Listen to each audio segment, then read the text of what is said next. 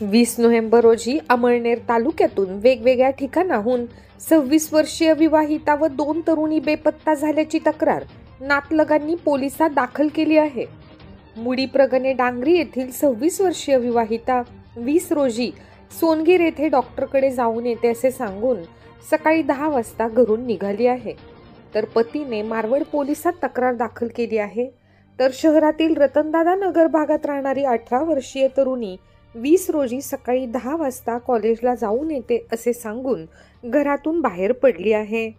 तर 20 रोजी कन्हेरे येथील 21 वर्षीय तरुणीला ब्युटी पार्लरच्या क्लासला जाण्यासाठी वडिलांनी तिला सकाळी 9 वाजता फाफोरे बस स्टँडवर सोडले होते.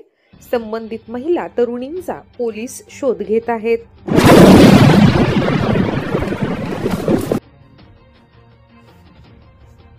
शालार्थ आयडी घोटाळ्यात अमळनेरचे धनदायी एज्युकेशन सोसायटीचे डी पाटील यांना देखील नाशिक येथील आर्थिक गुन्हे शाखेने अटक केली असून त्यांना देखील न्यायालयाने 27 नोव्हेंबर पर्यंत पोलीस कोठडी सुनावली आहे.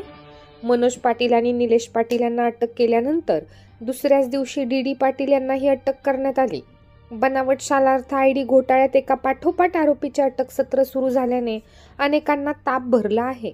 तर काहींची स्वेटर घालून थंडी जात नसल्याच्या चर्चांना उधाण आले आहे. या शिक्षण सम्राटांनी मंजूर संच मान्यतेपेक्षा अधिक प्रमाणात जादाची बनावट पदभरती करून त्यांचे वेतनही काढले आहे. पटसंख्या नसताना अतिरिक्त ठरलेल्या काहींना सरप्लस अतिरिक्त करून इतर शाळांमधील रिक्त पदांवर समाविष्ट केले आहे. घोटाळ्याची व्याप्ती खूप मोठी असल्याचे स्पष्ट झाले आहे. आतापर्यंत शिक्षण विभागातील 2 अधिकारी, 1 पोलीस अधिकारी, 1 लिपिक, 2 संस्था चालक, 1 शिक्षक यांना अटक करण्यात आली आहे. तपासासाठी शिक्षण विभागातील आणि संस्थांची दप्तरे देखील पोलिसांनी ताब्यात घेतली आहेत. या अटक सत्रामुळे अनेक संस्था चालकांमध्ये धडकी भरली आहे. काहींनी राजकीय आश्रय घेणे सुरू केले आहे.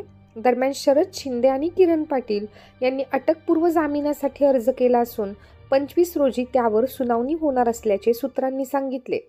दरम्यान 1 ते 1.5 महिन्यांपूर्वी मनोज पाटील यांनी नवलनगर येथील डोंगराच्या बाजूला पोतेभर कागदपत्रे जाळल्याची चर्चा त्यांना अटक झाल्यानंतर जोर धरू लागली आहे.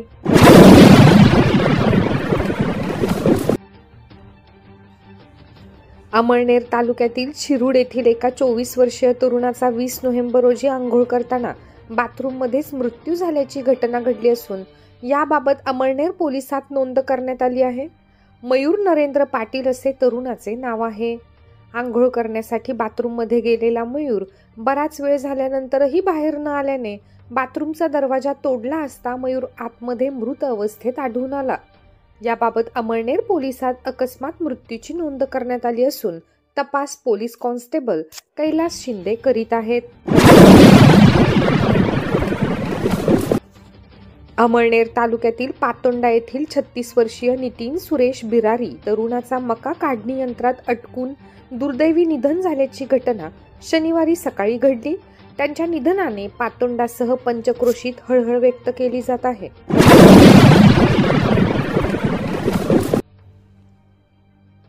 नगराध्यक्षपदाचे उमेदवार जितेंद्र हरिश्चंद्र ठाकूर यांना सामाजिक संघटनासह व्यावसायिक संघटना पाठिंबा देण्यासाठी पुढे येत आहेत. नुकताच त्यांना अमळनेर सोलर असोसिएशनने अधिकृत पाठिंबा जाहीर केला आहे. यावेळी असोसिएशनचे पदाधिकारी सचिन साळुंखे यांच्यासह पदाधिकारी उपस्थित होते. शहराच्या समस्या ओळखून त्यावर उपाययोजना करणारे प्रामाणिक आणि जनतेतून उभे राहिलेले उमेदवार म्हणून जितेंद्र ठाकूर यांना पाठिंबा मिळत आहे. अमळनेर शहरात थंडी वाढली असली तरी नगर परिषदेचे निवडणुकीमुळे वातावरण तापू लागले आहे. शिंदे सेनेकडून नगराध्यक्षपदासाठी वैद्यकीय क्षेत्रात काम करणाऱ्या डॉक्टर परीक्षित बाविस्कर यांना संधी मिळाल्याने शहरातील नागरिकांच्या आरोग्याचा प्रश्न सुटणार आहे. केवळ शिवाजी महाराज उद्यानातच नव्हे तर नागरिकांच्या आरोग्यासाठी शहरात सर्वत्र असलेले खुले भूखंड विकसित करून ओपन जिम, जॉगिंग ट्रक, लहान मुलासाठी खेळणी उपलब्ध करून देऊन खुले भूखंडाचा विकास करण्याचा त्याचा मानस आहे. डॉक्टर परीक्षित बाविस्कर हे उच्च विभूषित असल्याने जनतेचा त्यांना वाढता पाठिंबा मिळत आहे. शहरातील व्यावसायिक, व्यापारी, नोकरवर्ग, सर्वसामान्यकडून डॉक्टर परीक्षित बाविस्करांचे स्वागत होत असून मतदारांना शिवसेनेच्या रूपाने मिळालेला उमेदवार हा आपल्या कुटुंबातील असल्याचा विश्वास निर्माण झाला आहे.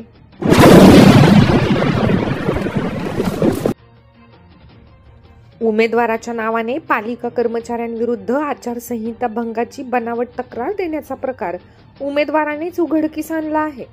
अमळनेर पालिकेतील सफाई कर्मचारी दिनेश संदानशिव आणि घंटागाडीवरील कंत्राटी कर्मचारी रमेश झालटे यांच्या विरुद्ध उमेदवार शेख आयशाबी शेख अल्ताफ यांच्या नावाने आचारसंहिता भंगाची तक्रार करण्यात आली होती. मात्र ती बनावट असल्याचे खुद्द उमेदवाराने उघड केले आहे.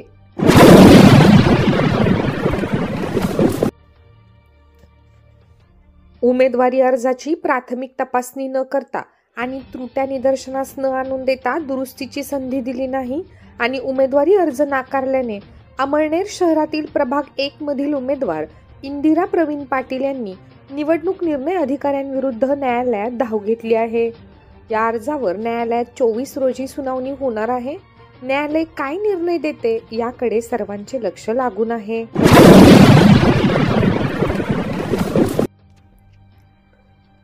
नगर परिषद निवडणुकीत लोकसभा विधानसभा निवडणुकीप्रमाणे ज्येष्ठ नागरिक व दिव्यांग मतदारांना घर बसल्या मतदानाची सुविधा उपलब्ध करून द्यावी अशी मागणी होत आहे.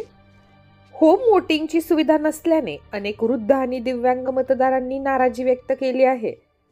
अमळनेर शहरातील 45 दिव्यांग आणि 85+ वयोगटातील मतदार मतदानापासून वंचित राहू शकतात.